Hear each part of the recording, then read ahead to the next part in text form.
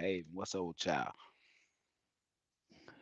Get the live started the way we normally do and check our sound. Get a one in the comments if it's coming in through. Tall geese, we in here. And let y'all know that we do have the live chats on. Cause y'all are always a part of the live conversation. I'm not just talking to myself. We do interact a lot, so we invite everybody that has opinions and questions and stuff to fill your questions inside of the comment section. It's always bananas in the comment section. Y'all are not censored in the comment section. As long as I know it ain't a robot and some spam, y'all do y'all thing in the comment section. That be a big part of what we be feeding off of in here. That's why this is the hot shot haven. You get to come in here and kind of kick it. So I started a little series in my head, and I said I'm just gonna do it one time and see how it work out. It called Talking Shit with Equipment in the Mix. And tonight I'm gonna do some stuff about trailers. Good evening, everybody, man. Good to have y'all. If you're new to the line, you might not know how this go. If you're new, don't forget to press the like button. We got 20 people in here so far. We hopefully have a lot more people in here before it's over with. But if you're in here, hit your boy up with a like and help push this out here a little bit. And this favorable information that's going forth can keep pushing, man. Good evening, Marvin. Always good to see you in here, bro. You out there in Texas doing your thing. Neil, what's up, fam? Everything good, Neil, over there in Georgia, man. Let me get some shout outs in here, man. Y'all shoot those likes up in there, shoot the thumbs up. Just hey, share the video. What do drive big money enterprise? That what we try to do, bro. See it. Good evening. Mike Martin. Good evening, Tall Geese. I got a new one bar and injector cup. New T is that? Hold on. A new T bar and injector cups. If you got a new T-bar injector cup, that means the first injector cup leaking in the first T-bar need to be replaced and on the job when they were doing the cook. Oh man, we gotta talk about that. We gonna do another one on trucks and motors, but tonight we're gonna try and focus a little bit on trailers. Damn, I hate to hear that though. Is that the KW talkie? Damn. And do you have it back out? Done. What's up, Done? Big country. What's up, baby? Good to see y'all. Denitra, always a pleasure to have you in here. How you doing, darling? Shout out to Lily Butler on her 77th birthday a couple days ago. My grandma, she turned 77, look like she's 47. Doing real, real good. My mama hanging in there too, doing real good. Ain't nobody complain. T-bar light brackets. Oh, okay, okay, okay. At the back. Okay, okay. I thought you were talking about them bridges that go across them rocker arms. I was like, some folk call them crossover, some folk call them T-bar, some folk call them bridges. But I thought you were talking between the rocker arms. I was like, oh, okay, that's not very good. But good to hear you got that thing with some more lights on it. That's cool.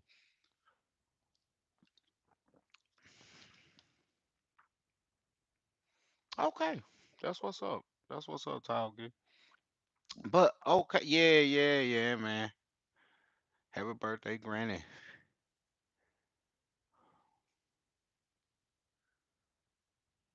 You from where you can't get out of Florida? Okay, hey, that's a coincidence because um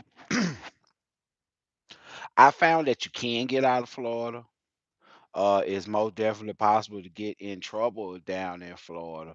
Um, but I say this kind of goes into what we finna talk about tonight, and this is why I say y'all, do y'all things in the comments. wish like hell I had been smart and intelligent enough to contact my partner All Mile Matter before I started this live. But hopefully All Mile Matter get his notification and jump in here because he's amazing. And we got a couple more people in here. Victory Lab, Eula chime in, Tall Geese. They got a wealth of knowledge about certain things that they deal with, But the comment section in this stuff, man, be full of gems. I'm talking about like you ain't gotta take no master class when you come holler at us over here, cause we be getting it on. That's why they live be an hour sometimes, y'all. Sometimes you want to just bear with it, get it in pieces. I think I'm gonna start breaking them up and reintroducing them. I said I was gonna do that, but it take a lot of time. But Florida, like Marvin's just alluded to, it's good to stay on top uh, of Florida. Hey, Miss MS. It's good to always stay on top of anywhere you're going to, and to know what taking on when you take these said loads into places like that. But like with the video we got coming out tonight, and I want to just say if you're in here, shoot a thumbs up, get that going, because that push the video out so people see it. But anyway, um, when it comes to trailers even have an influence on getting out of places like Florida. But what people don't often know or understand or talk about is the fact that trailers have an influence not only getting you out of Florida, but actually getting you into trouble going into Florida. So, first thing we're gonna do, cause we got 29 people in here, and Wayne, what's up, Wayne?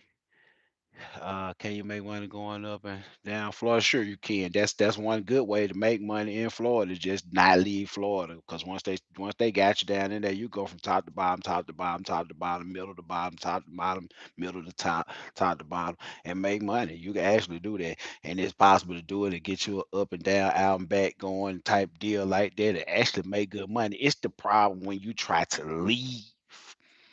It's like you all good as long as you in the confines of what they want you to do down there. But once you try and leave, exit Florida, that's where you're gonna come into a problem with either finding some or either finding some at a correct rate. And what I just alluded to about going into Florida is gonna be the thing that a lot of people get caught up in and don't understand and don't really know until they actually get to the way station going into Florida when it comes to trailers. So, excuse me, first thing we're going to do is ask y'all a question, and we're going to see where everybody mind is this evening. All right. What problem could you possibly have going into Florida with a flatbed or a step deck tractor trailer carrying 48,000 pounds on a 53-foot spread going into Florida, and you're not overweight? You pretty much legal, barring a couple of things that we're gonna talk about, but you pretty much legal. You ain't 80,000 or nothing like that. What can stop you at the line? I'm talking about right there at the weigh station when they check you out and everything. They come do you at the weigh station, look at your paperwork, and they look at your paperwork, and they look at your equipment, they look at your paperwork, they look at your equipment, they look at your paperwork, and they're gonna tell you pull it round back. They're gonna tell you pull it round back, and they're gonna see what you know. They're gonna see what you know. Mr. Come see me said Hood. Nah, heavy use gonna be in the state. If you ain't paid that, it might pop up. But that's a kind of a different thing. That's a tax. That's kind of like your license plate and registration. That kind of ain't got nothing to do with the safety, but the compliance. So that's different. Not quite. Not having a spread permit. Not really, big country. The spread permit really it kinda that's kind of part of it. That's it's kind of that, but it kind of not. So I'm gonna give you credit for that, big country. That's a good. That's a good line of thinking right there. Not having a spread permit. I think permit. I think Florida has a kingpin law. Actually have to be closed. Done. Spread axle. Yeah, exactly. Yeah, it's gonna be spread. It's gonna be dealing with the spread axle. And like Big Country said, if you can't close the spread, um it get to the point where your trailer have to be made a certain kind of way, or you'll have to get a uh a permit. And Neil said it in here too. Is the type of trailer I'm alluding to is what they consider in the industry a California spread axle trailer. So you'll see these trailers in traffic. I think when you see the 53s that companies like Jordan use, some of the 53s that TMC use, but most of those are 48s. But you'll see a lot of the mega carriers use spread axle trailers that have a considerable, when I say considerable, a very considerable overhang past the rear tire. 28 of y'all in here, go on bump these thumbs up. We got these thumbs up sitting up at 13. And if you would, could you please give me a thumbs up in here? Because we about to do some valuable stuff that can save people some money and help you buy a better trailer.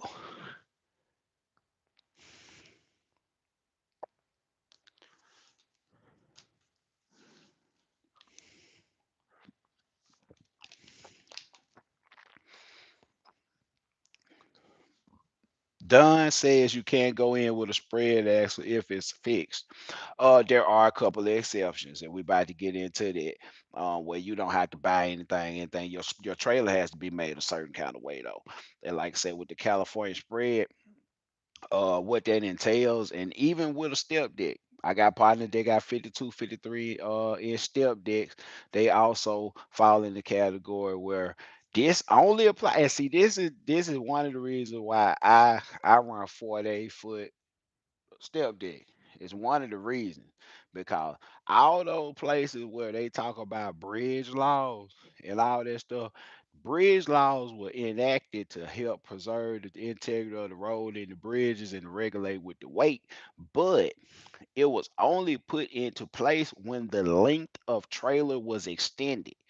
When trailers went from 45 feet to 48 feet, it wasn't no problem in the world. When the trailer went from 48 feet to 51 feet, not a problem in the world. This is over the course of time of trucking. But when the trailer went from 48 feet to 53 feet, they said, hold up, we got to draw the line. Well, if your trailer 53 feet, we can't have your tandems all the way at the back because you really be encroaching on two beams at the same time, spreading weight on the bridge incorrectly. Can't do that. That's not conducive to what we're trying to do. So you must be able to either slide those tandems or slide those axles within a certain amount of feet of the kingpin of the truck in order to meet the regulations of what we had set forth for the shorter trailer. So your trailer can be longer, but your wheels have to be sitting in the position that a shorter trailer's wheels will be sitting because that's what's touching the ground. So, in that consideration, you have what they call a California spread. And what makes this a California spread, everybody, is the fact that from the distance from the kingpin to the center of the rearmost axle is less than 40 feet. It's gonna be 40 feet on the head or a hair less. And that's where your contingency comes in.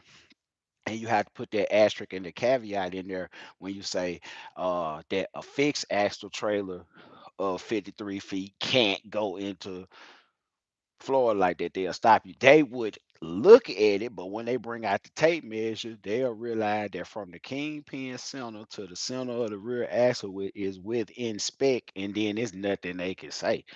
And like I said, my partner, he got a trailer that's 53 that's built on that configuration. And when you look at it, you question it for a second, but then if you pull out the ruler and you pull out the tape measure, it's really 40 feet. Shout out George and L. They got one, it really meets that criteria. But we ran into that issue a while back, maybe almost a year ago now, with a gentleman that used to get dispatched. And he wasn't running a particularly heavy load. So by him closing the spread on the trailer and taking it from 40,000 pounds of capacity back down to 34,000 pounds capacity on the trailer, he really didn't lose any capacity because his load wasn't heavy at all. It's just the fact that that was something that he neglected to do before he went into Florida, and they did check him about that. And even though he could slide it, they still rolled him the violation. That's how hard it be sometimes. They still rolled him the violation, then let him slide it close. How long? I think they rolled him the violation on the way out. I think they caught him on the way out. Yeah, how cold blooded it be. You be the road with your load from wherever you picked it up in South Florida. You roll all the way back to the top of Florida. And the last way station before he left out of Florida, they pulled him in and was like, up, that spread open. And that looked like it about 43 feet from that kingpin. So get what? Wait. Get what? OTIJ. I'm telling you, he in here. He know I ain't lying. And he could spread, he could slide them, but they ain't let him do it. They want to give him a paper that illustrate all this stuff and everything, and tell him that he did wrong, even though they can say, "Hey man, just slide these." And he was on the way out of the state, so it to the point they just wrote that just cause they could, because really the damage was done. They really kind of didn't catch him in the act, cause that's if I'm not mistaken, this last scale house in Florida is about 2.5, 3 miles from the line. So like you could have really just let it get going on with that, man. That's nothing. Because get what? Whatever damage he did from the bottom of Florida all the way back to the top of Florida have been done. That ain't nothing you can do about it. But like I say, it's one of them things that do happen. It does happen. And they be having little streams of times where they be having fits about it, where they'll pull every single flatbed and every single driver in too that they think that they're actually past 40, they'll have a day where that's all they want to do. And they write their violation over and over and over and over and over all day long. And they ain't checking for nothing else. They just want to see where that back tire. But if your trailer's a 48, none of that applies.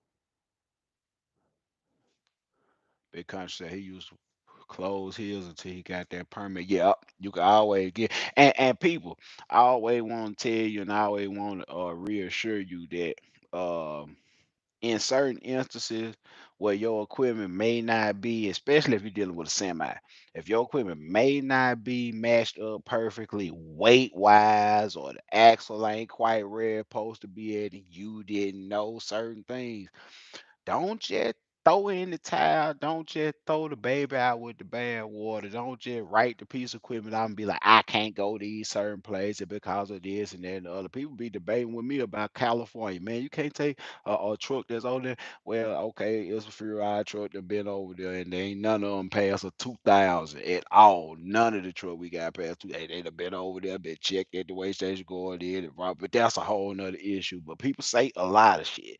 But a lot of that stuff really be for people that operate in authority in the state of California. They gotta have certain trucks to do certain things. And if you go over in there, you gotta go in there and come out. You can't go over there and live, but you can go over there and come on out. And they had a problem with it. But I want everybody to always keep in line and in mind that anything that you're not quite compliant upon far as weight wise with a load, lengthwise, as long as you can't divide the load. If you could take a piece off and make it fit, well, that don't count. But lengthwise, axle wise, weight wise, all that stuff. A permit is simply paying for permission. And a lot of people think a permit is like a really, really extraneous process. Some of them take a while for depending on what you're trying to do, what you want it for. Like certain permits take a while. It might take a day, to get a certain permit for a certain oversized load or something like that going through a certain place. But for the most part, if you need to do something that's slightly out of the ordinary or slightly out of the weight range of what you're plated for, like you might be plated for 80, but since you got a combo trailer and it ain't quite as light as an aluminum trailer, and you try to put 47 on there, but 47 on one of them set up with the average sleeper truck gonna put you right about 81, 81.5. You know what I'm saying? To the point where full of fuel, you're gonna be over, but you could actually get a permit for that. And depending on where you're going through, like Mississippi, I don't want to tell y'all nothing that I don't know. I know Mississippi. I know Mississippi give you 1,000 pounds on each one of them scale halves on the end, coming in and coming out. Where if you're 80,500 pounds, they gonna chop it up to fuel. Say he's a good old boy, and push your ass on through there. Mississippi ain't with the F boy shit. But then you gotta look at Louisiana right in there though, and they with all the F boy shit. You feel me? They on some F boy shit over there. On you won't lose your ass. You won't go around there and fuck around in Louisiana. You gonna lose your ass. And then what you want to do in truck, you want to fuck your career off. You want to fuck off a lot of money. You want to lose your ass. Just fuck with them folks in Louisiana and see them every time they write your ass a violation, it's a motherfucking bill go with it too. They gonna send a bill to your house. Be like, man, I ain't know. Yeah, be like, man, I didn't know that. Hmm. Simply having a breakdown was a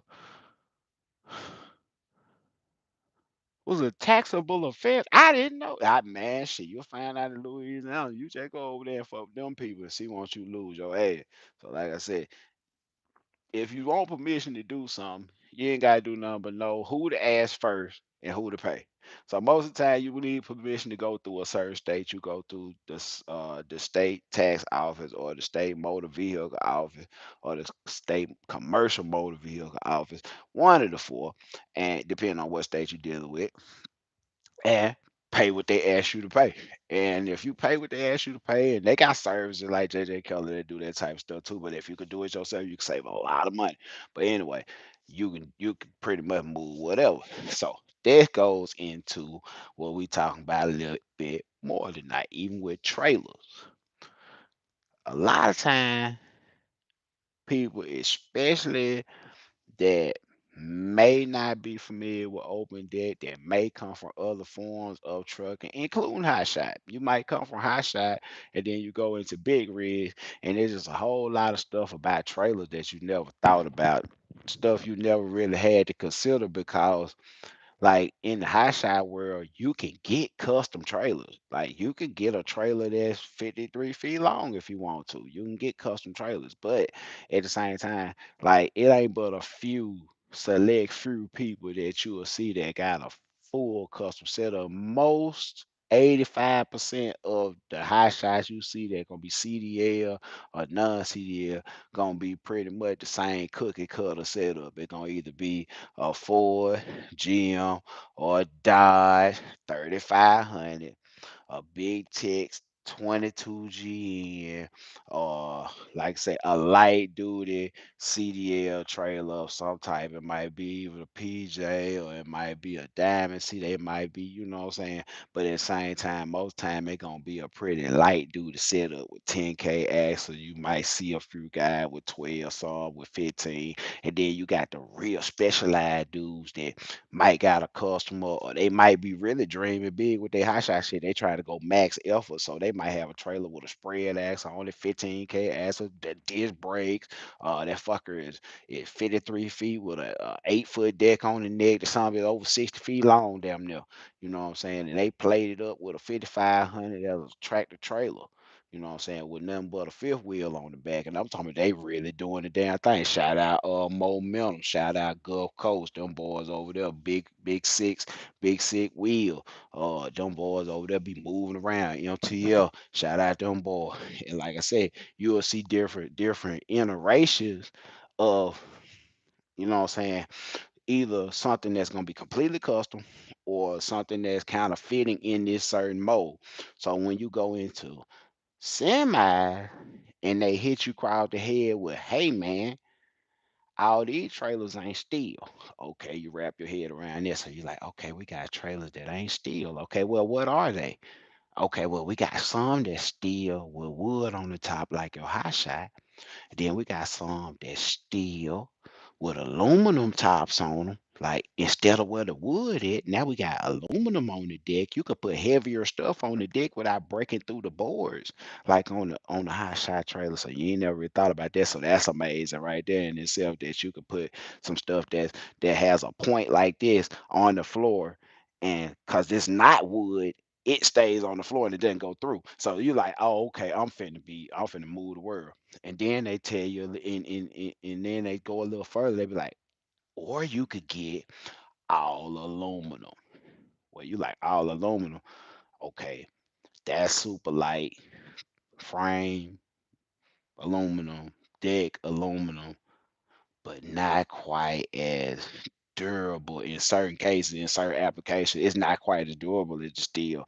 But in 10 years, we know this aluminum not gonna rust. So you're looking at okay resale on aluminum too, but all this comes at you all at one time, and you coming in from either like a drive-in reefer situation, fresh out of school situation, just quit your job, your 401k situation, or you coming in there from the background of a high shotter that's ready to scale up and you understand in the business, but then the equipment is kind of one of the things that you chasing, and depending on what you're trying to do, the equipment that you're trying to get is going to vary.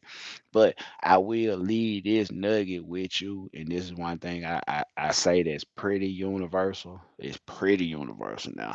And it depends on what you're trying to do. Um, yeah, absolutely. Some trailers have drums and disc brakes. Drums or disc brake, absolutely done.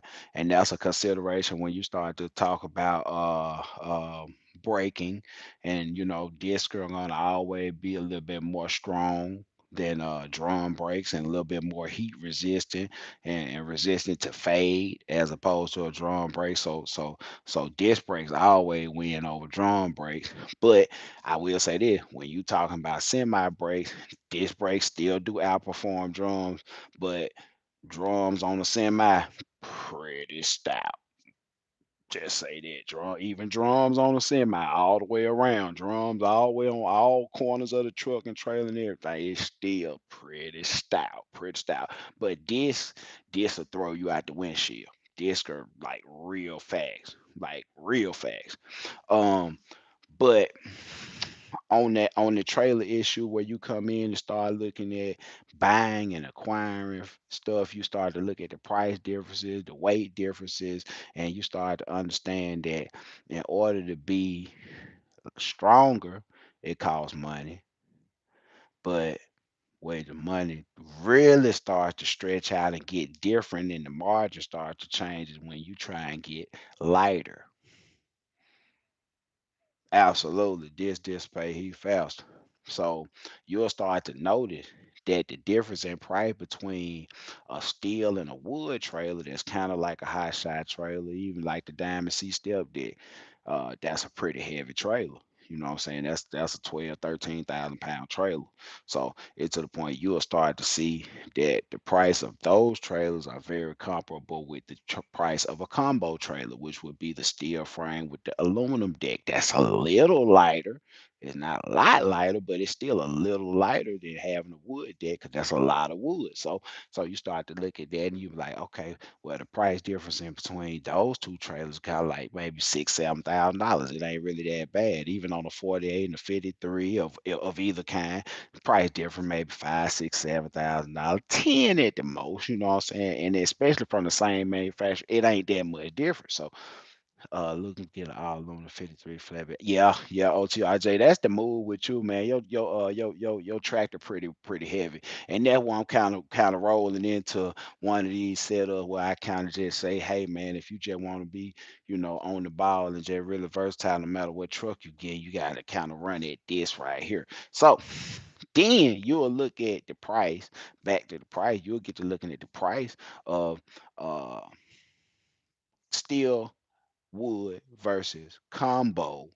of the same kind, and we just gonna say a 48-foot flatbed. Keep it real basic. We'll say a 48-foot flatbed, uh, wood and steel, weighs about 13.5, and we'll say that a 48-foot combo steel with an aluminum deck on it weighs about 12.5. Maybe in certain cases where you got the frame cut with these lightning slots and stuff, kind of like the Trancraft or the Doomans, you could get that down to 11.8, 11.5. Just bare bone the trailer out, no dunnage rack, no none of that shit. You get it down about 11.8, 11.5. No spare tire wheel, no extra lights on the bumper, just straight really skateboard. No lift axle, none of that shit. Okay, so so that weight right there and the difference between the 12,000 pound or the 13,000 pound and the 12,000 where you at with the yeah. It's a big difference, tall geese. And then you go and look at like a 48-foot all aluminum. Let's just say I'm just gonna use my trailer for the sake of argument. With my trailer probably be about I say about 100 pounds or 200 pounds heavier than the all aluminum flat version of my trailer, just simply because I got a little more steel in the neck of my trailer because I got that big bubble and it's rated for 100K on the beam. And that called for a different kind of arch that go down that the angle that comes off the fifth wheel off the truck down and under that little S right there, you should see that beam. You should see that I beam on that part right there. That's actually steel and it actually bolts into the aluminum frame with some profusely large. I'm talking about ridiculously big bolts, and there's a lot of them. And that's the way they secure that beam that's rated, like I said, for 100K. And the other step deck that was with the Blue Western style, it had a beam that was rated at 90K. But that 100K beam on the trailer I got, it necessitates that trailer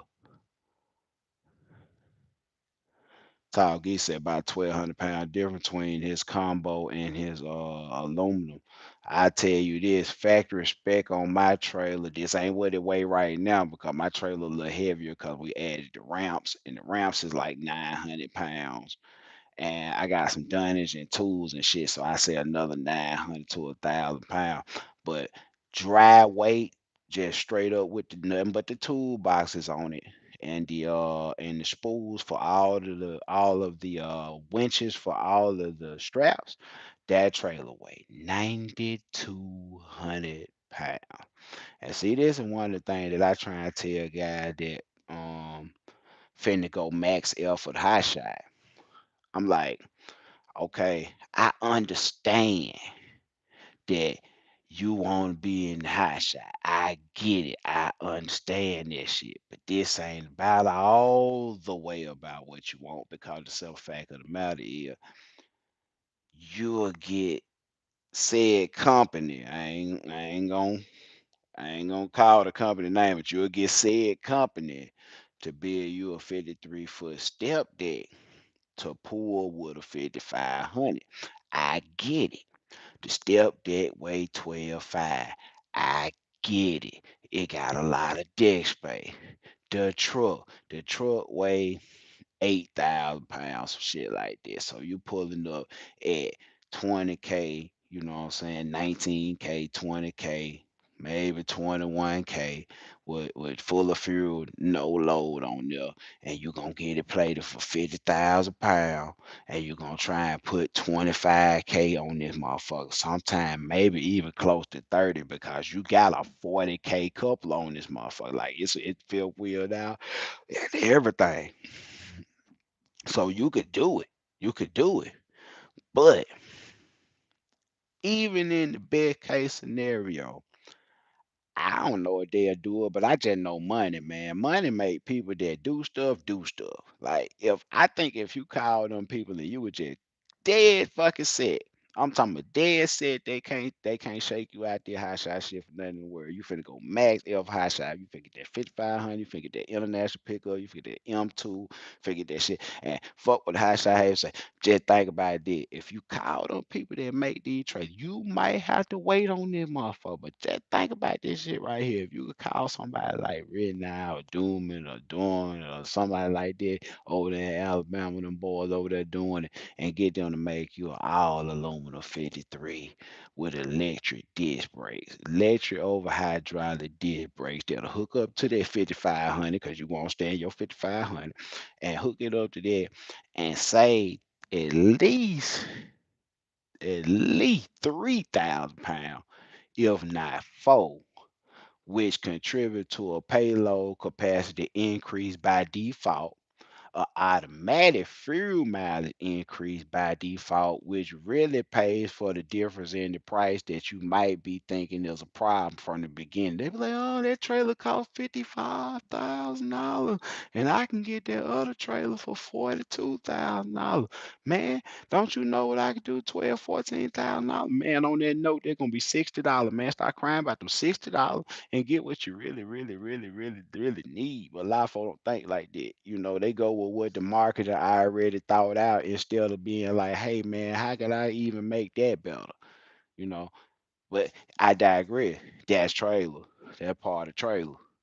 So you will notice that I did say a minute ago that you were looking at around 40 some thousand dollars for quite possibly a wood and steel or combo. You know what I'm saying? Right at 35 to $40,000 for a 48 right there in today's money, post COVID. I remember when the step deck was 32, 34. Then Brazo had them going outrageously flatbed for like 27, 28. It was stupid at one time, but like I digress. Um, um, One of the biggest considerations you're gonna want to have is being able to have some leeway, and that's why I don't worry a lot about what I pick up. Really, I don't worry a lot about what it weighs. A lot of times you'll see me. And if you know about these trucks, you know I'm in a Peterbilt. That Peterbilt, that Kenworth, that KW, that W900, that T680, not so much, but that W900, that 389, that 379 Peterbilt, them trucks known to be a little fat.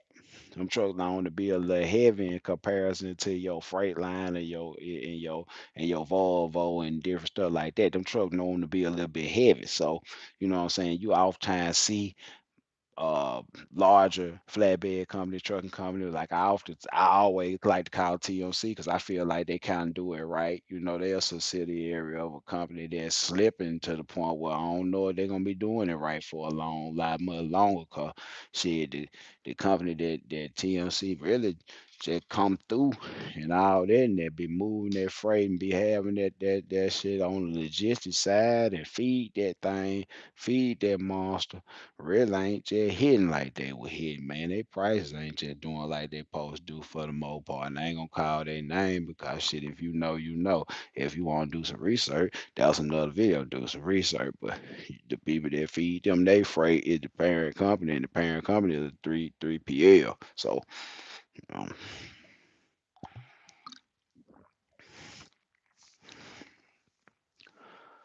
that's another story. But anyway, back to the trailer issue. Lighter is gonna be more profound and more better, if you will. But you got light with a trade. They do make light trailers that aren't rated for what you're trying to do. And people, if you don't know what you're trying to do, if you're starting out and you're going to get a flatbed or a step deck and you're going to do open deck and you might want to get your RGN, you want to do you some heavy haul and you don't really know what you're going to be doing. You're going to want to be the most versatile piece of equipment you could be to do what you're doing. And length is good. So 52, 53s, with the California spreads where you can move around freely with your 53, you know, that'll be paramount. Aluminum construction, that's something you want to look for. That's in high demand, especially like I said, if you don't know what you're gonna be doing, you want to be ready to do whatever. And if it's paying right, you may want to be able to stick on that without having to go to the scale every single day. And that's why I say that's really what you buying with the aluminum trailer is longevity. Now you gotta do a little bit more maintenance and a little bit more inspection on aluminum trailers, and that's subjective too because I've seen steel trailers that got the aluminum top on. I seen them cross members cracking stuff on those trailers, and the aluminum trailers they flex, but they don't really crack like that. Like you really gotta torque that trailer like crazy bad way to crack this.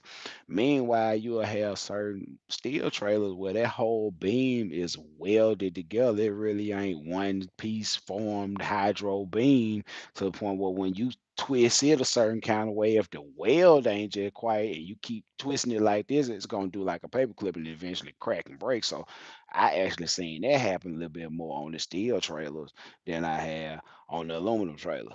It's just once you take aluminum trailer beyond its breaking point and you do crack it, you screwed it. You can throw it away. You ain't no fixing it. Don't weld nothing. Don't do nothing. It's a piece of trash. So that's the only thing with an aluminum trailer. You gotta be a little bit more careful with it. You can't let the forklift driver slam into the motherfucking trailer rails and stuff. And you gotta talk to these people like they slow sometime and let them know not to do that. But it's gonna pay off in, like I said, longevity, resale, and actual getting some work out of it without actually being as heavy as the shipper might even think you are, not as heavy as the broker might think you are. And I like that to my advantage because oftentimes, um, when procuring loads, that's part of the pricing model that, what I'm saying,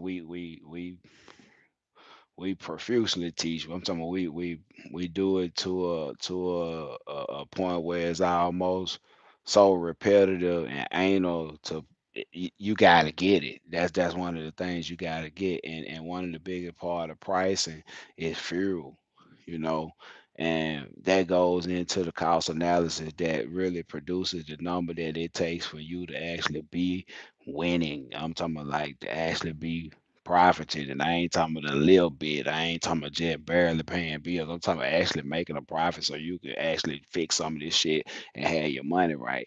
And that's one of the biggest things that helps you preclude a lot of that because just think about this.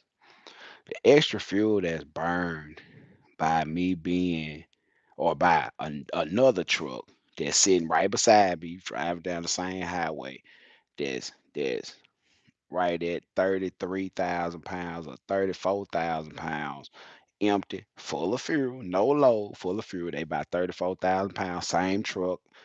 It pulling a step deck. It look like to the untrained eye, it looks like the same thing I'm driving. Everything's it's Peterbilt, all that same truck and all. Okay. Beside him, I'm driving. He 34,000 pounds. I'm 30. I'm 31 full of fuel. right at 31. And it's a smidge of change, like 31,200 pounds, or something like that, with me in the truck. So it's like the fact that he's pulling another 3,000 pounds on a truck that big doesn't sound like a lot. But over the course of 110,000 miles this year, that extra the extra point two that I'm losing, but he's losing by putting no extra 3,000 pounds on all the deadhead miles is about $4,000. And people don't think about that as being nothing because it's a year's time. But in $4,000 that year's time, that's a set of drives for the truck. That's 8 tires for the tractor. That's 8 tires that need replacing that you're gonna have to buy basically every year and a half. If you lucky, you get 2 years out of them. If you really ain't pulling no heavy shit and you really ain't just running that thing. But if you running that thing, you don't need a set of drive. They're gonna start getting lumpy about probably about 130,000 miles on them thing about a year and 2 months. You're gonna need some, and they gonna be right there by $3,400, $3,800 install, $4,000 with the tip. Don't forget the tip. Don't you never forget the tip. You feel me? So it'll be $4,000 that you save by getting that trailer that actually 3,000 pounds lighter. And in the process of saving them point two, you're gonna turn around and save point four. You're gonna save more fuel when you load it. When you fully loaded and the shipper comes in and they normally load 20 pallets on a truck and they see you come in and they ain't got no scale. A lot of places, some places do, but at the same time, they ain't got no scale and they load them 20 pallets on you because all the other trucks weigh 34,000 pounds. They can't put no more than 43,000 pounds on the truck. So at 43,000 pounds, those guys' trucks weigh 79,000 pounds. At that same weight, your truck only weighs 75 and some change. Am I right at 76,000 pounds? Because you saving them 3,000 pound worth of weight, sometimes 4,000 pound worth of weight. If you choose to come in with half the fuel, I do that a lot of time. I come in super light just because I ain't got to put that much fuel in there. I might be going to Dallas and I put $300-400 worth of diesel in there to go to Dallas and run over to Dallas, still have almost a quarter tank of fuel left, in each tank. Bro said, I always lie, tell him you weigh 35. That was a whole nother video now. I ain't said tell him. I'm just saying in actuality what we'll be weighing. But yeah, Don made a pertinent point right there. If they ask you what you weigh empty just because they ain't got no scale, that's their fault. Tell them folk you weigh 34, 35.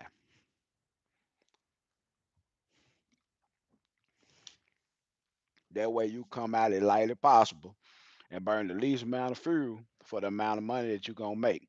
Because just cause they can put another two, three, 4,000 pounds on you, they will, and you're not gonna get any extra money for that weight. I'm just saying. They paying for the truck and the truck load. So you don't get no more money if they could put another 3,000 pounds on you and you not be overweight. Sometimes you can be overweight. They don't give a damn. They wouldn't give a if you leave about that thing today and get the biggest ticket in the world. They just be like, man, he should have went to to the truck stop. He should have got on the scale. He should have checked it. They ain't gonna say bad. They gonna say you should have checked it. So yeah, good point, Don. Good point.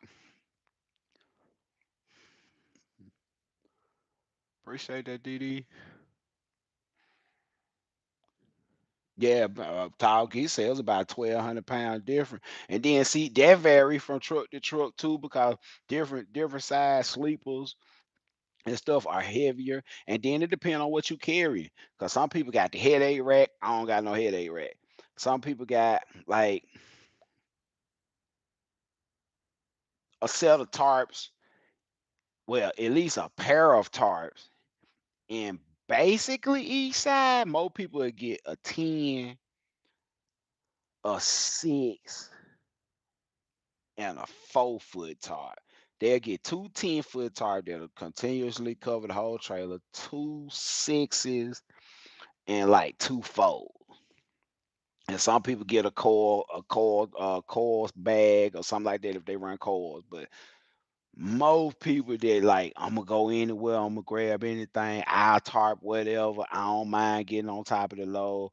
They'll have a 10 foot tarp, a 6 foot tarp, and a 4 foot tarp. Some people vary that. Some people don't want to do 10. Some folks just got an 8 foot tarp, a 6 foot tarp. You know what I'm saying?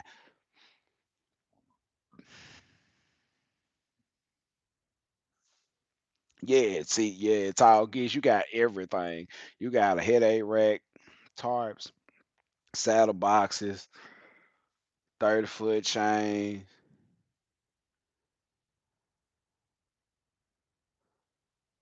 APU, transfer pump. Okay, yeah. Your truck set up to do a lot of different shit, bro. And then you got the APU on there. But the APU does give you, I think they give you 1,500 pounds. Y'all gotta check that now. Go check that. But they do give you credit for some weight. So you could go over 80. Not in every state, but you can go over 80 in a lot of states, barely over 80, and they will not do you. Because the APU give you 1,500 pounds, which was an incentive. Because people like, I understand you don't they don't want us to idle the truck and it's about emissions and all that. It really ain't about the driver or no fuel or none of that. It's about emissions, EPA shit. Okay, they don't want us to do that, but the APU is heavy, it's add on, it's hanging off the side of the frame, it weighs something. So the government said, hey, you run APU, we'll give you 1,000, 1,500 pound credit for having it on there, but they ain't gonna violate you if you're a little over, and we gonna look the other way because you went with this little rule we got. So check into that just in case you get jammed up some kind of way. Let them know you know something, Talkie. But check your state where you in before you start telling them. Be like, oh no, they don't apply in this state. You can be like, for real. I thought Hasha Haven said all the states. Hasha Haven did not say all the states, bro. He didn't. He did. No, he did. No, he did. Oh, Miss Sexy MS and my husband wait every load. If he can't slide the channels and balance it, he go back to the shipper. Absolutely. That's one of them things where you come into problems at the weigh station by people that ain't even law enforcement, but they are enforcement agents for the highway department. They call waymasters. A lot of times you'll pass the weigh station, you might not see any highway patrolmen there, and a lot of people don't understand that the weigh station is not the DOT spot. It really ain't. They got an inspection booth, conveniently located. They got area to inspect you. They got area to do all that stuff right there, which is really a money trap. But the purpose of a weigh station is to make sure you are in compliance with the weight going on the roads and going across state lines, and you operate safely where the weight on your axles is correctly distributed. And depending on what weigh station you go to, they got thermal cameras to see if your brakes are creating heat and actually working. You ain't got no low tire or nothing like that. And in the process, we can take you around here, inspect you, and hook your ass up if we need to. We'll write your ass up for everything we can see and some. But the critical purpose of this is to make sure you ain't violating no bridge laws, you ain't violating no weight laws, and you ain't violating the gross vehicle weight rating of your axles and your complete truck as a whole. That really what they're for. They are hanging around there to get on your ass because that's convenient, because they know in order to go in and out of these states, you must comply with the signs that are lit on the road, or you can get a failure to yield to a traffic device like running a red light for passing the scale. So since you got to come in here, why not let us meet your ass up in here and greet your ass up in here and go ahead and take you around back and do you doggy style? You know what I'm saying? So that, like I said, a lot of people don't understand that's two different things. And like I said, that ain't even the spot for them. That's what the person that's called the weighmaster. The weighmaster sitting there and weigh the trucks, and he's able to write you monetary fines for being overweight, or he's able to actually call the DOT to put you out of service, or he's actually in his way where he can actually sell you a permit if it's a way to clear that up without involving nothing but some money. So you can actually pay. You know what I'm saying? So it's a free way he work, but he ain't really law enforcement. But you, like I said, that where the DOT hang it. So that's where you should be concerning yourself with this weight and the axles and all that type of stuff. But I say one of the biggest things I tell people, and everybody trailer ain't gotta be no all aluminum. It's just knowing what you're coming out here to do, because every load ain't 48,000 pounds. You may never run a load that's 48,000 pounds.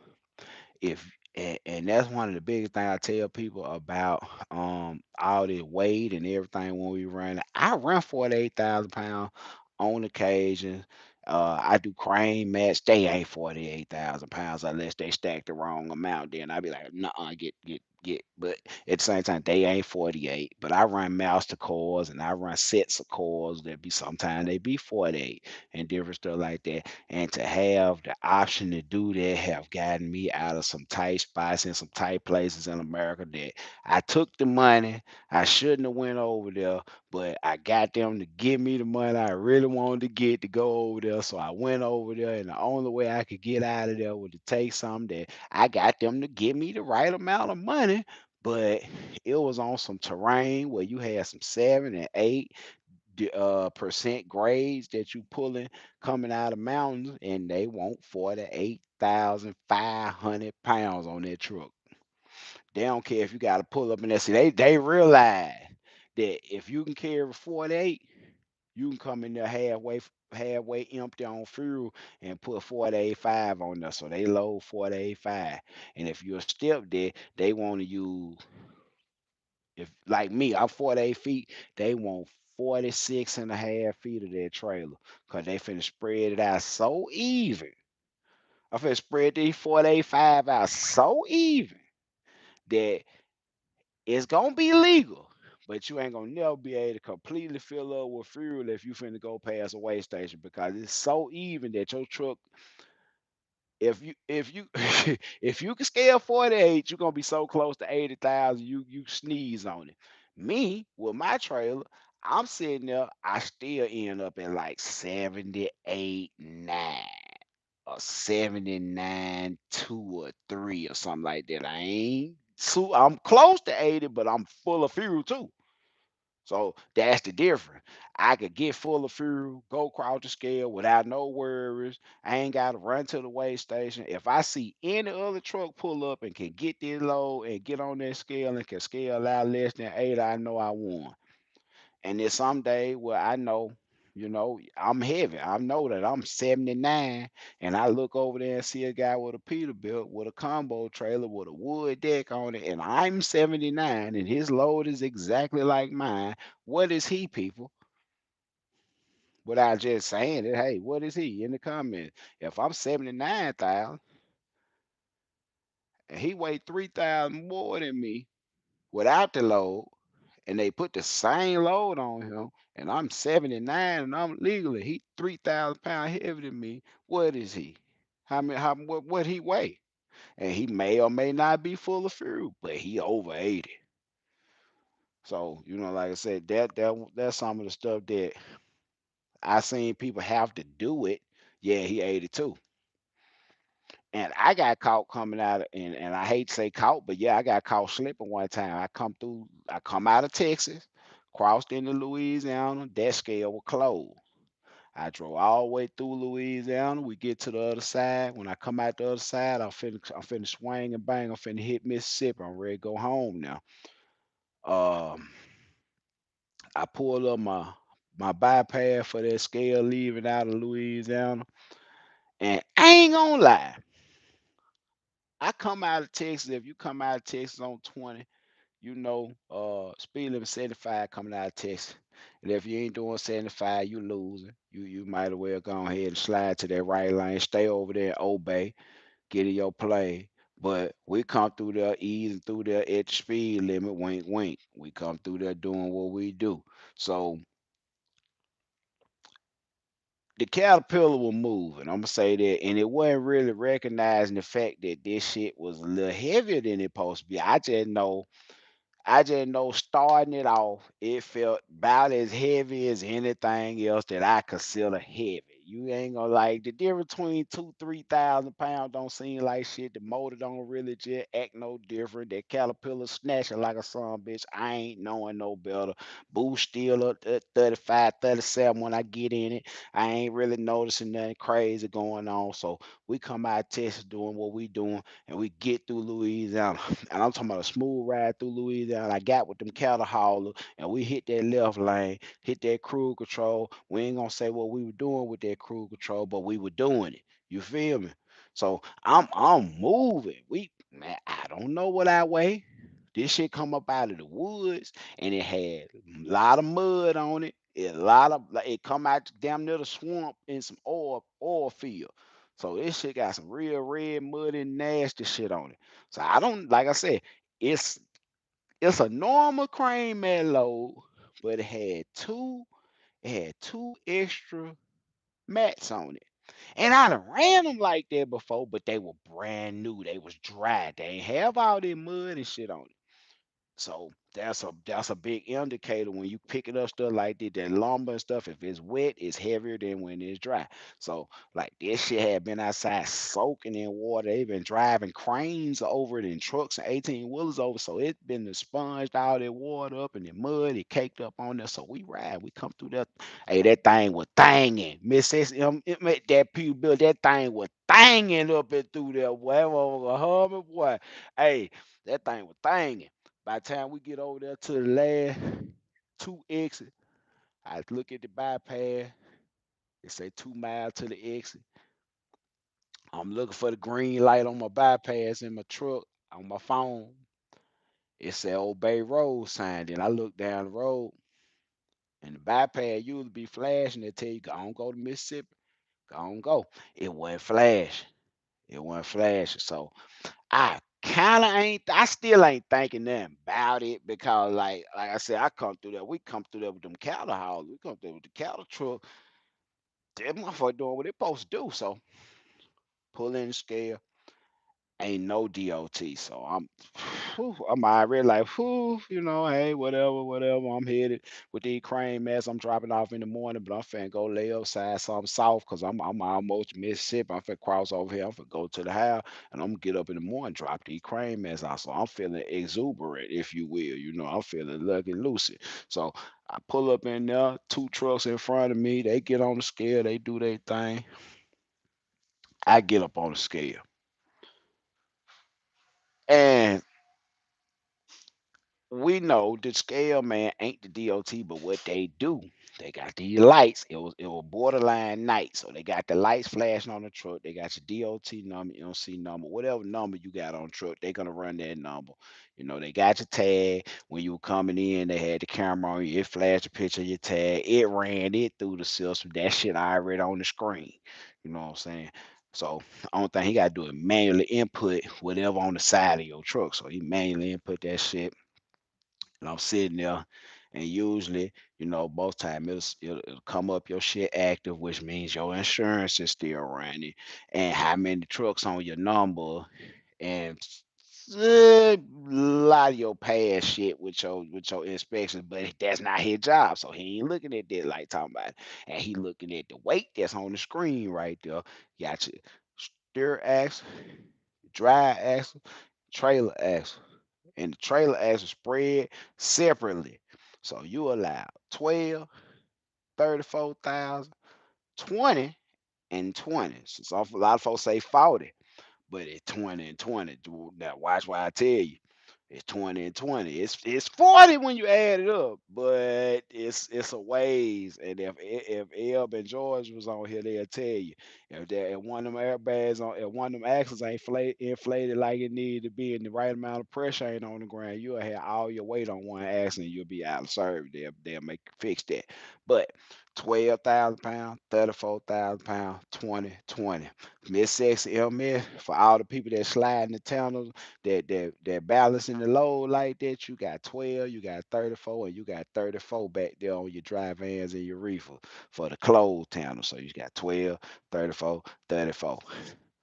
And like I said, that equals 80. And then what I try to tell people a lot of time, just because they said 12, 34, 20, and 20, that's more than 80, y'all. You can't go over 80. But what this allows you to do is take a load that's considerably heavy, like 40,000 or heavier, like what we'll be doing on a flatbed. That's why you don't see too many spread axle reefers unless they some real player. They some player. They fuck around, move water a lot and ice cream and heavy dense shit with spread axle reefer. But for these skateboards and these step deck, you see that spread axle on there like that because you can take that 40, 45, 48,000 pound load that'll normally be sitting dead in the middle of the trailer, which you can scale it, but it got to be put in a very particular place. and you'll spend all this time trying to slide this axle and make it move and do all this stuff and balance this load between these two 34,000 pound groups when you could just by default, if you got 48,000 pound load, that'll be dead center of the drives and the trailer axle, and it's dead center. You just move it back a couple feet, and it alleviates the point where this is over 30, 34, and this is over 40. It's not going to be over, but they allow you to take some weight off the drive and move it to the trailer and give yourself that leeway. And that leeway mean a lot. It mean a whole lot. Them 6,000 pounds be enough to just really make your day really worth living, because you can put some stuff on there and then you can move stuff around in some very advantageous ways. Uh, and that's why I love spread axle. I love spread axle. Triples, they good. And then I want to go into said that's what he do. Yeah, he go ahead and put it to the back. Man, Miss says, man, you know that Peterbilt be flow, man. That thing be right. I ain't lying.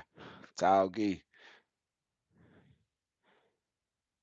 I hate anything old 40. Yeah, that I ain't gonna lie, that's when I know it's heavy.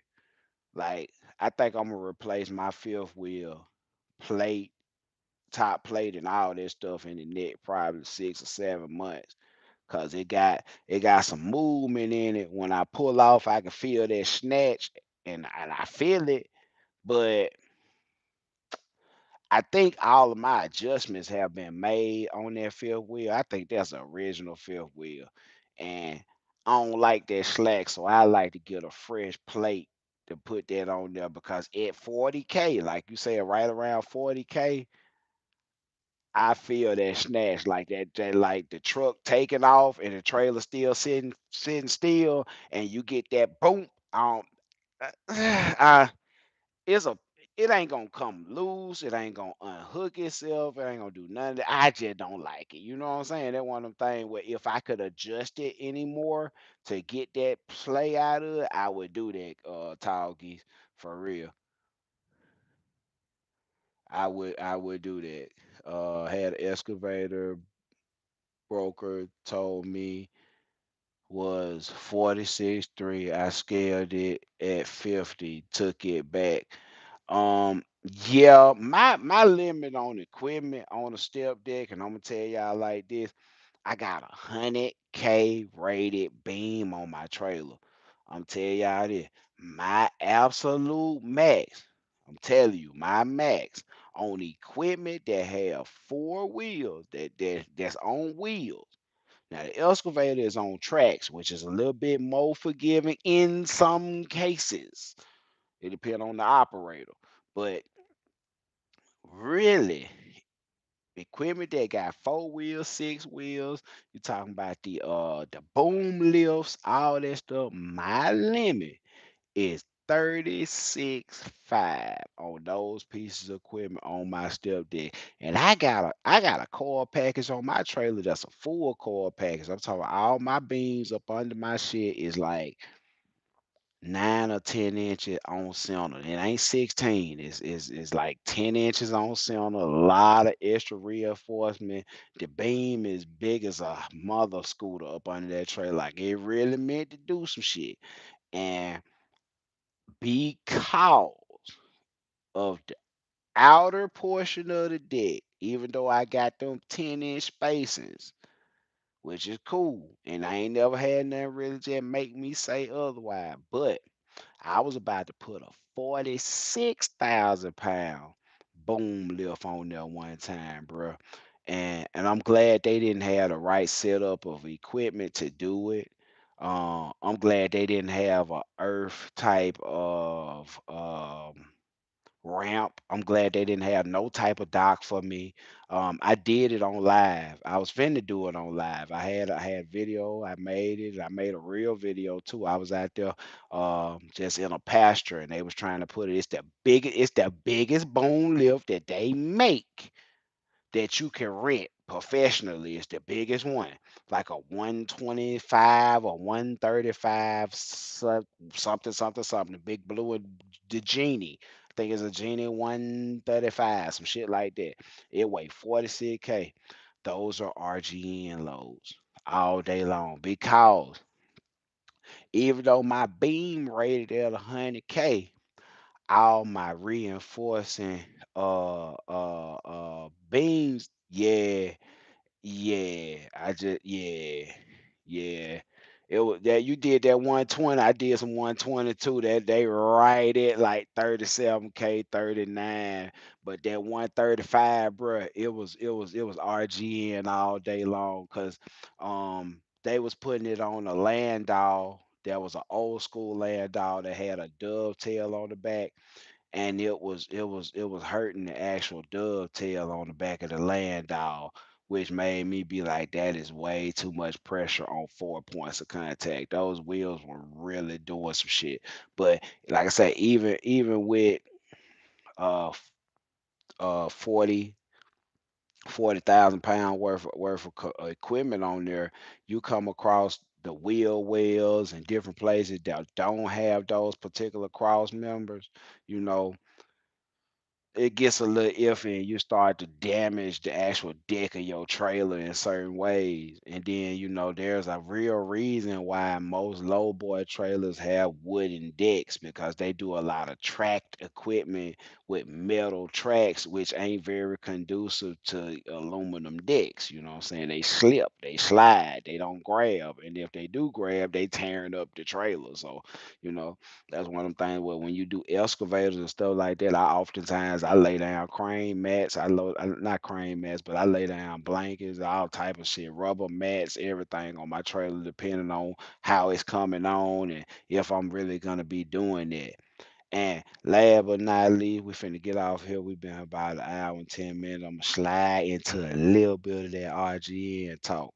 And with the RGNs, you got different platforms that you could get. Um, Now they got double drop trailers. They got mechanical RGN trailer, removable gooseneck trailer. What we talking about is the hydraulic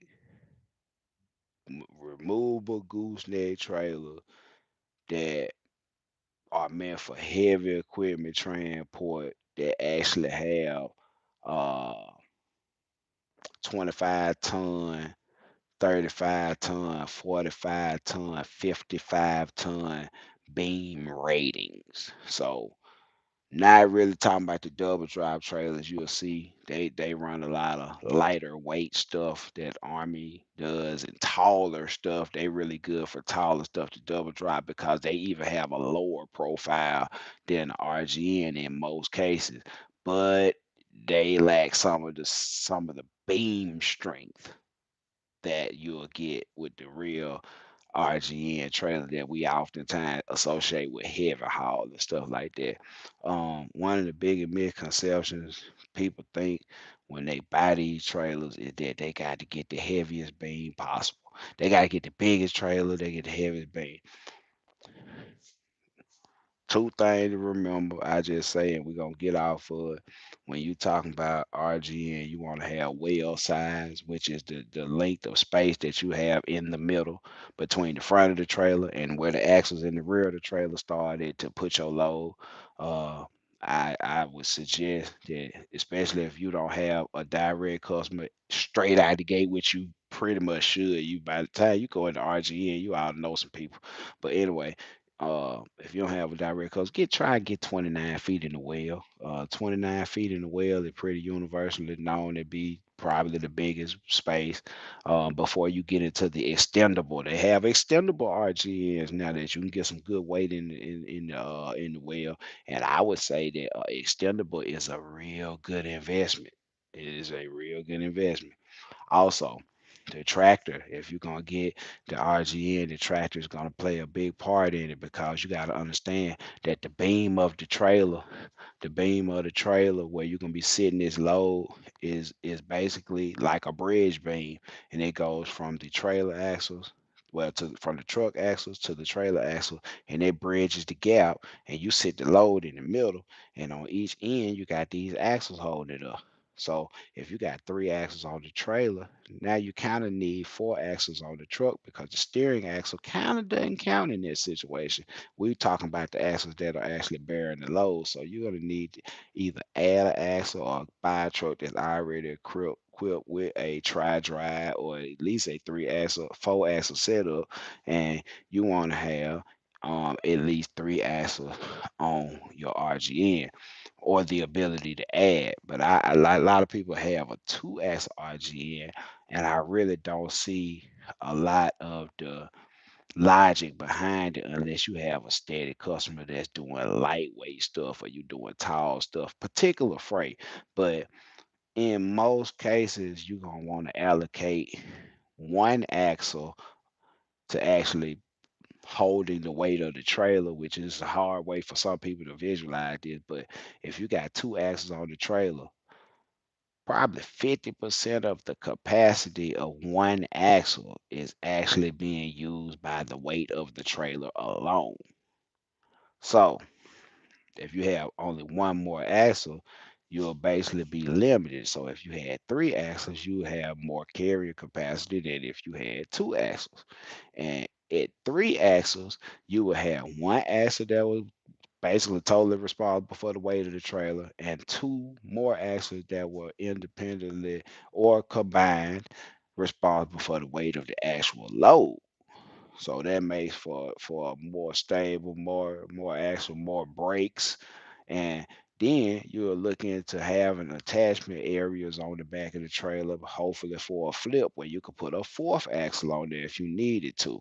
But a lot of people think you should buy the biggest beam rating. I need a 55 ton. They make a 35 and a 45, but I gotta get a 55 ton because man, I be seeing them loads that weigh 100 and something thousand pounds. Okay, if you're gonna do loads that the load weighs 100 and something thousand pounds, this is what you gotta know.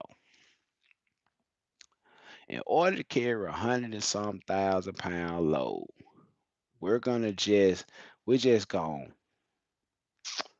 we just gonna surmise and guesstimate. We just gonna guesstimate that each axle is worth 20,000 pounds that's gonna be under your load.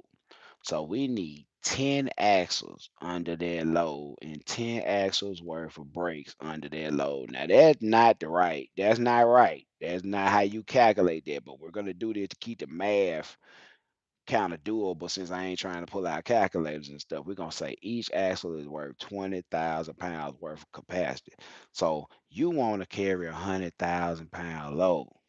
Well, in order to satisfy the bridge regulations and all the laws of the road and how you gonna spread this weight out across the axles, you don't want just 10 axles, you probably end up with 11 axles plus the steer axle. So there's 12 axles up under the truck. Well, we already said that they got 4 axles up under the truck and the trailer got 3 axles up under it. So now we need 6 more axles to carry that 100,000 pound load, right? Wrong. That's wrong. You know why? Because now we're gonna have to start adding pieces to the puzzle, like Jeeps, which is a forward attachment that bridges the gap between the truck and the trailer to add more axles. You might have a 3 axle Jeep. So we need them 3 axles. And then you'll turn around and have another flip on the back to get you the fourth axle you need. Now you need 2 more axles. You might run a 2 axle stinger on the back, a hydraulic stinger that'll take up some more of the axle weight. And then you'll come to realize that after you created the monstrosity, which is the trailer, now your truck and trailer weigh 100,000 pounds. So get what? That ain't enough axles because we got 100,000 pound worth of capacity on there and 100,000 pound worth, 200,000 pound worth of axles. Now we need a 20% buffer for the safety. So we need at least 4 more axles. And you see how they kind of get out of hand, and you wonder why them people they don't run but 20 loads a year, and they probably done made $1 million. Hey, I can't count those folk pocket, but those folk probably run 20 loads a year and be done made what I make in 2 years. because of what goes into the setup and what it has to be. But by the time you get up to that 110,000 pounds of that 55-ton beam that you really gonna be using, you ain't gonna even be able to recognize that trailer. That 29-foot well, they're gonna be a little speck in the middle of a setup that's this long. You feel me? When you try to zoom back, you're gonna have to take a panoramic picture of that truck. So, with that being said, the beam in the middle is not the biggest obstacle. Having a 55-ton beam to be able to do that, that's not really the biggest obstacle. You're gonna have to build that trailer into something and add enough axle, wheel, tires, and brakes to accommodate the amount of weight that you're gonna be pulling. And you're gonna need a pulling ass truck. I'm just gonna say that. Just regular the old shit you find out here, Ohio truck sales and the shit you see down there on the side of the road. Billy Bob had that shit pulling grain and blase, blase, blase. There's some real goddamn caterpillars and Cummins is up in them trucks, bro, out there in Wyoming and West Texas and shit up there in Utah and this and that. Man, like there's some of them trucks up there, man. If my truck was set up like that, it probably would have a top speed of 58 miles an hour. The way them trucks set up to pull. They set up to pull like 55 miles an hour all day fucking long, pull 200,000 pounds and stopping and turning 200,000 pounds. They can do it without running hot because the way the truck's set up, you know. So, trailers is one of them type of thing where you spec it for what you need and what you feel like you're gonna be doing. But also if you in an area or you in a market where you really don't know what you're gonna be doing, versatility is the key. Lightweight, long deck.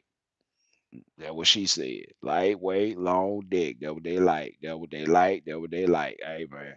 And like I said, man, I'm gonna let y'all go. It been love. I appreciate it. If you ain't here, you ain't hit me with a like. Give me a thumbs up before we go, man. Feel free.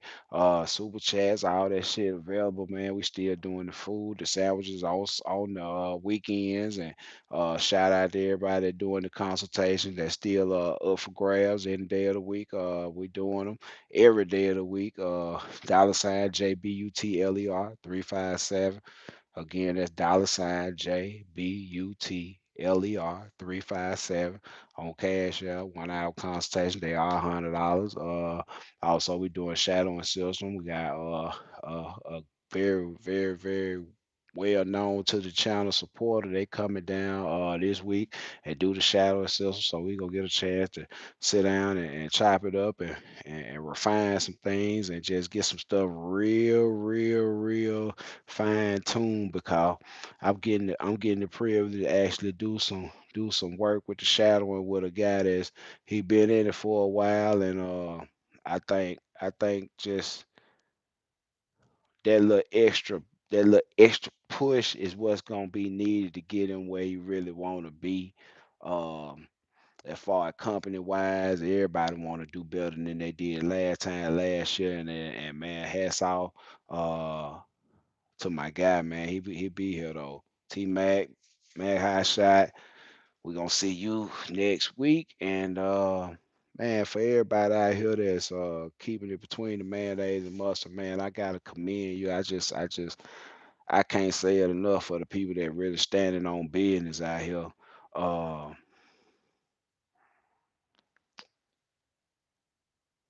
I don't want nobody to feel like this one of them things where you can lay down and this shit just gonna happen for you.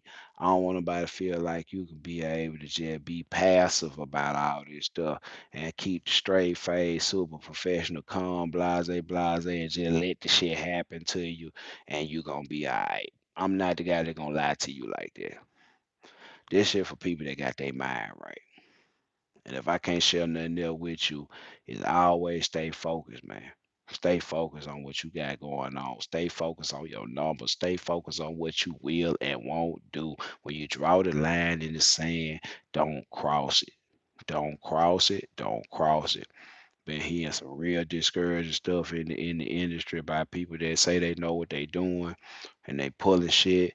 I'm gonna be honest with you, man. I started out non-CDL.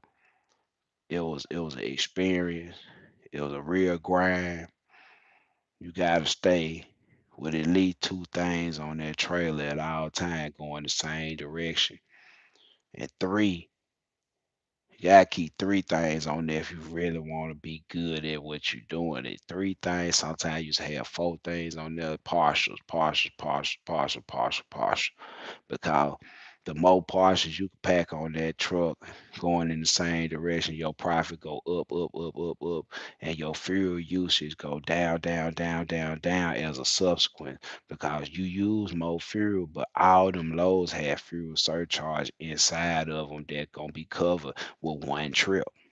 That's how UPS make all that money. That's how FedEx make all that money. That's why they got little bitty pup trailers too, because they're not pulling the whole trailer around to break that shit off and go to these little hubs and split them off. They're not sending whole trucks. They're sending half trailers. It's some method to that madness. It's a large scale. But what you want to do is take advantage of all that as well as a trucking company.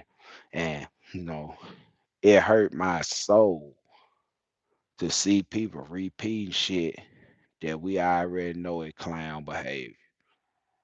We'd already let it be known that on partial, you know what I'm saying? And I ain't saying it gotta be your number, but I really just I don't know no other way to say it. Dollar and a half, $1.25 on some small, super small, it's going the same way, some shit like that. Okay, I can see that because I've ran that on a partial before and made the load make money, made it make sense. But when you go below $1, listen to me good. When you go below $1, I wouldn't give a fuck what it is. Tell them how Shaheem said. I don't give a fuck. Look at me good. I don't give a fuck what it is. When you go below $1, I don't give a damn who you are. You so far inside of your profit and in the area where you really not making no money, it's sad. And I don't care if you look at your numbers and say, hey, I'm the driver. I don't give a damn if you look at your numbers and say, hey, I'm the mechanic. I don't give a damn if you look at your numbers and say, I'm the office guy. I don't pay that person. Get what you robbing yourself. And you hurting a person that, especially if you getting that partial and stacking it with it, and you hollering about that's fuel money or that's just a partial, or we made that make sense and we pulled it at 80 cents, we pulled it at 90 cents, we pulled it at 70 cents a mile. I'm telling you, that's why the clown was over there in Dallas fucking it up for the people that's over there in Dallas right now. If you think them 29 trucks, you don't blame a lot of shit. We're gonna blame the realness of what's going on. People out here devaluing truck, taking this cheap ass shit, they're making it be known to the broker, which ain't shit but a middleman, that it's plausible. When you let them folk know that it's possible for it to get done, you think they don't expect people to do it. When you see somebody with 29 trucks talking about they make $1 million every 3 months, go out of business because they over there doing that shit, shouldn't it tell you something?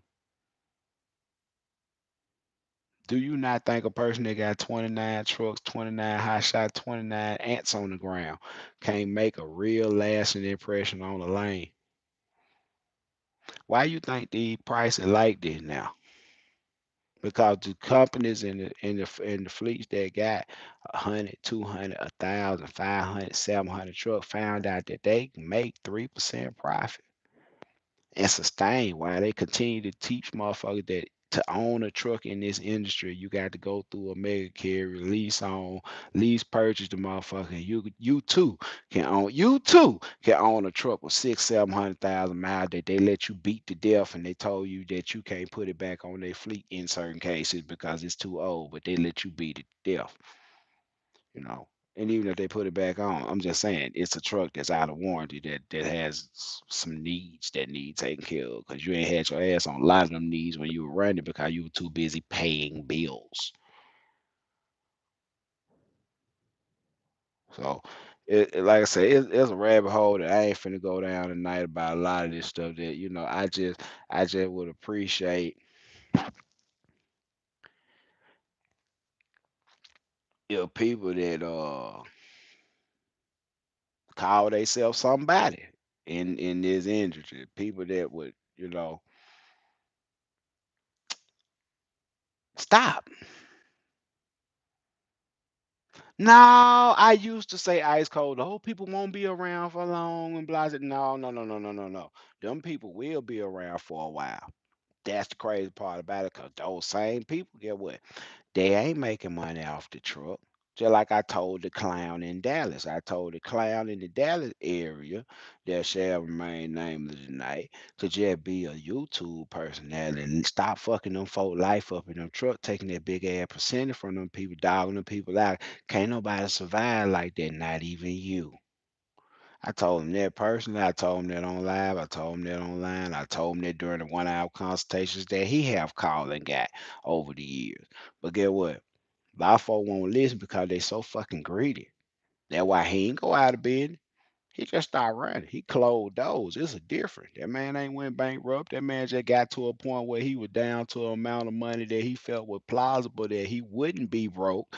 And just tell these folks shit, when they want to tell them, I tell them last minute, fuck it, bring my shit in and blase, blase, blase. It is what it is, you know. And right before all that shit went down, they get caught with dope in the truck and blase, blase. Shit happens. But, that come from being a certain kind of person. Leadership, you attract a certain kind of personnel, and then you looking to fuck people from the beginning. So all that shit got a boomerang effect. You know, when stuff got a boomerang effect, them folk make plenty goddamn money, bro. Them folk be around for years, bro. That's what I'm telling you. Same motherfucker got master classes and all type of shit and shit that they don't really know that well in an ever changing market, but the webinar don't change.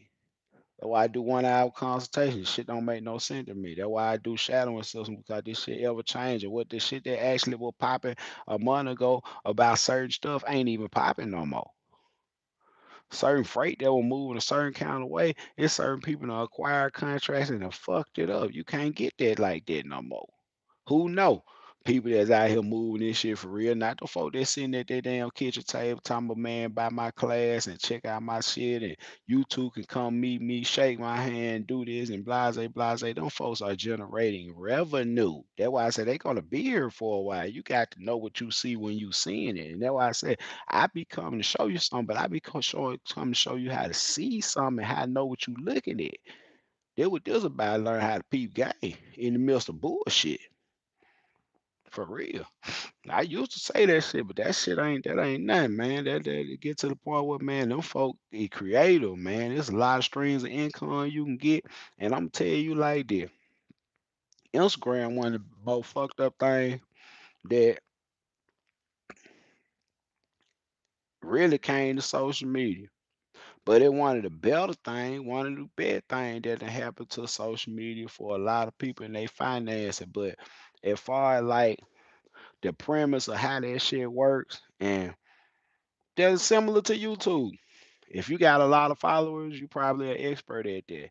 If you got a lot of followers, you probably an influencer at that. When in all actuality, followers are most of the time advertisements that are bought.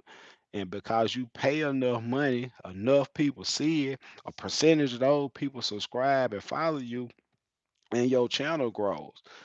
I ain't know about none of that shit. I don't advertise, I don't do that shit. So like my shit don't do what other people do. When you go to the search engine, you never get high shot haven till you damn near done typed it all the way out because I'm shadow banned because I be talking like this. I don't give a fuck what's going on with people that talking what they talking. This is for people that doing what we doing.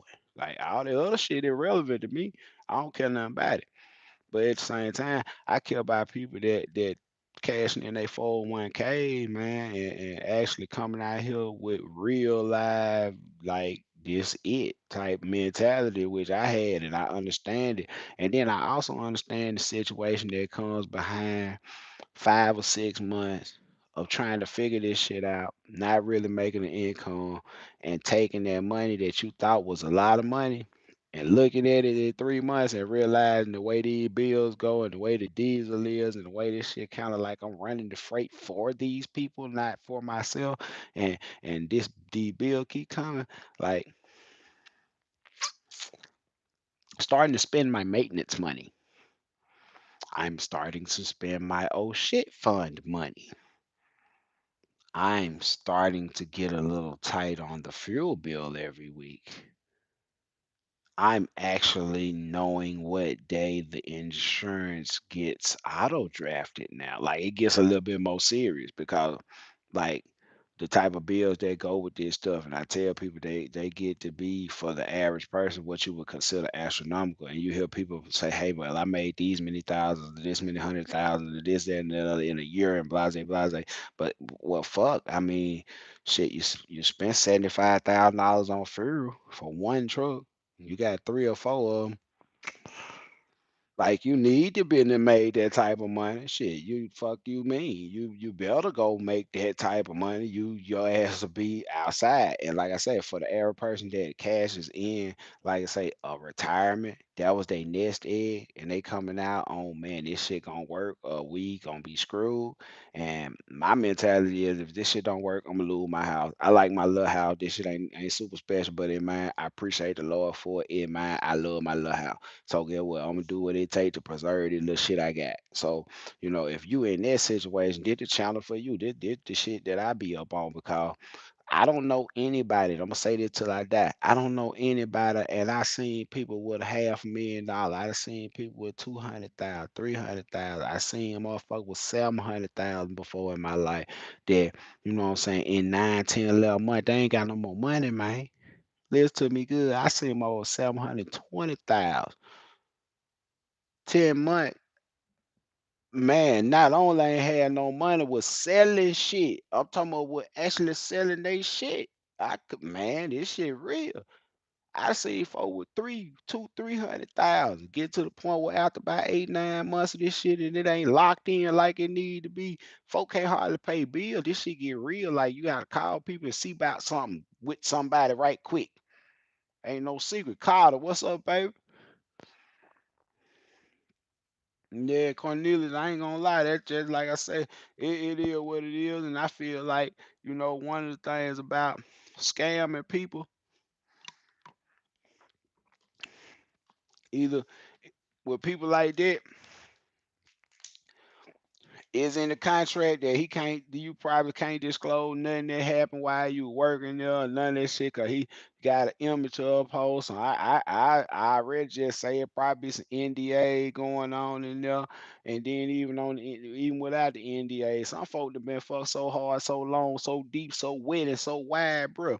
They don't want nobody but the good Lord to know about it, man. They know that beside they immediate family at their house and Jesus, our Lord and Savior Himself, don't nobody know how deep that thing went up in them.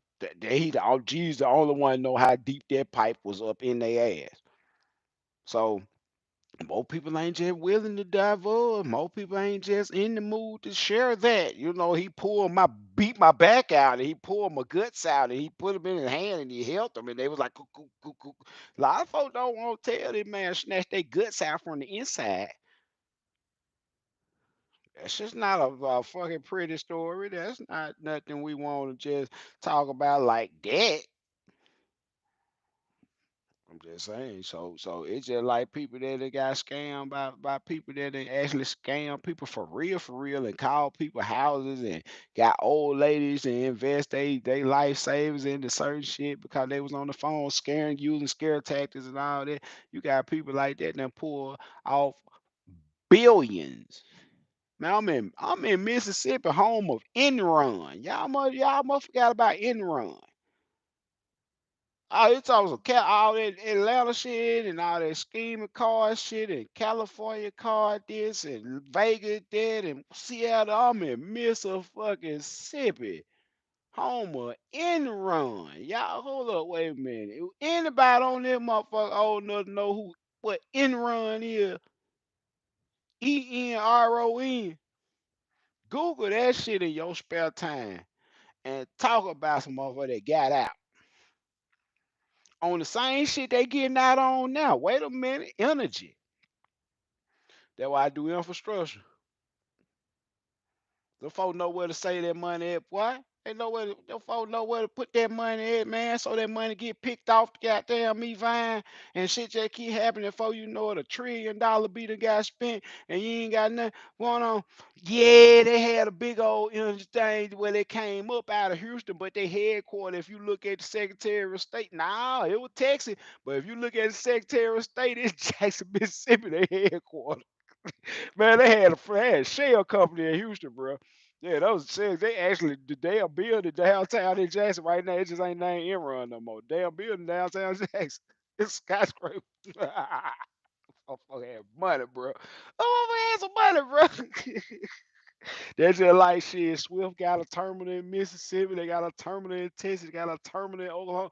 Man, them folk main offer right here though. Like 35 minutes from my house. In unassuming poor little man with some major tax breaks, Mississippi. You know they ooh, that boy, the fuck boy funneling that money, boy. Ooh wee. They say nothing like that. Billions of dollars law, bro. When I said billions of dollars, like for real, for real. And them boys still got money and they free now.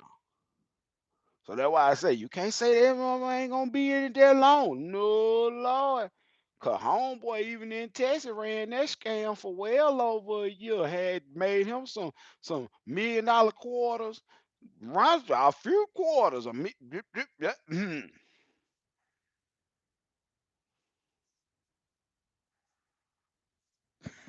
Talk him say we get that yayo money. Hey, lie. Ah. Hey, Talk, he so crazy. Hey, that was a crazy ass me. I got the yayo. You got the yayo? You got the money? Yeah, I got the You got the yayo? Fucking right. Bring it to me. Fuck you. Take it myself. Talk. Hey man, y'all go check out the Instagram. I'm finna get up off here, but y'all go check out the Instagram. High Shot Haven, one word. I think it's one word. It might be two words. Ain't no underscore or none of that shit like that, man. High Shot Haven. We be Jones and on Instagram. That shit is not monetized. That shit free. And just when I be feeling like just click, click, click and throw a little 15-second, 30-second little clip on the video, shit be jumping and we be having fun. Shout out MF, hold on. MLT Logistics, shout out GC Hauler, Gulf Coast Hauler, shout out Momentum Freight with that boy High Shot Wheels, shout out Big Six Wheels, man, I don't want to forget nobody. Shout out High Shot Ben and his dad, shout out shit everybody that fuck with us in Houston, man. Week 4 last. Yeah, we was in Houston last week for last the weekend Saturday. We did low security class. It was really, really, really, really, really, really good. Shout out Tall Geese. Shout out Tall Geese, baby. Hey, yeah, but man, we did the goddamn low security class down there. It was a very, very good turnout. It was a very good class, very informative. Got a chance to meet some really good people. We got a chance to do a little one-on-one with some guys and just help some people, even show some people that had been in the industry a long time, man, doing other kind of freights, just how we differ, and how much we all still the same, and that was one of the biggest things that I can say. It was a real good experience. We was invited out, we came out, had a ball, got a chance to meet some new people, like I said, which is always cool. Got a chance to link up with Benny again. It's always good to see him. Pop wasn't there this time. Pop was in Massachusetts, but shout out to Pop, shout out Big Country. Shit, this time we gonna link up. I think we probably do one in Atlanta. I think that's net play one gonna be in Atlanta. And yeah, man, appreciate you, Carter, man. If y'all, man, you came late, man, hit the like button, man. We be trying to push these out a little bit, bro, because there's some good information. But trailers was the name of the game tonight. I hope I helped somebody. I hope I shed some light on some things and that you might have not have known. And if you would share the video, shoot the likes, Share the video. That's all I can say, man. Just take a moment, press the share button. You ain't gotta write no caption or nothing. You can press share, next, and post, and just let it be shared, man. And hopefully we can get it out here and build up a little bit bigger of a community. But I see now, I've been shadow banned for a long time. I've been saying I'm gonna make another channel. I'm gonna put that in effect. I'm also gonna get a Patreon. I'm gonna get a Patreon, and for Patreon, what I'm gonna do is I'm gonna actually have sections in there with my shadowing system, like pertinent parts of the shadowing system. I'm gonna start recording some of this stuff that I do with the shadowing system and putting it in there.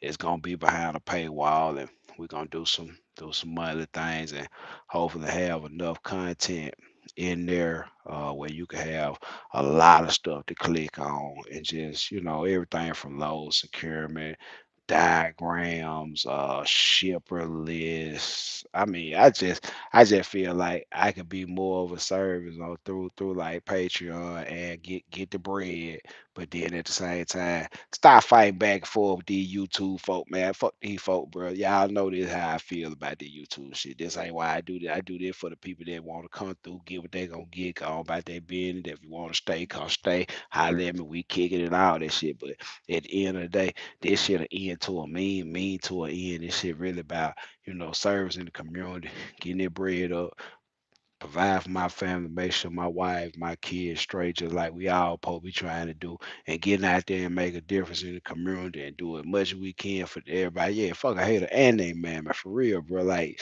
you gotta keep yourself motivated. And that's one of the biggest things I be battling with this social media shit because like at the end of the day, this shit don't pay me. And like because of the relationships I build through the social media, I do get paid though. But then at the same time, it's a mean to an end. All that money going out. You know what I'm saying? I like to see that money go out. What we gonna save, we save. But what need to go out, I feel like it need to go out because the real reason that money came through my hand to do some righteous shit with it. Yeah, hey, Braga, hey man, trailer talk. I appreciate all. Yeah, I appreciate the time. There been trailer talk, man. Hey, talking shit with a little equipment in the mix. Peace.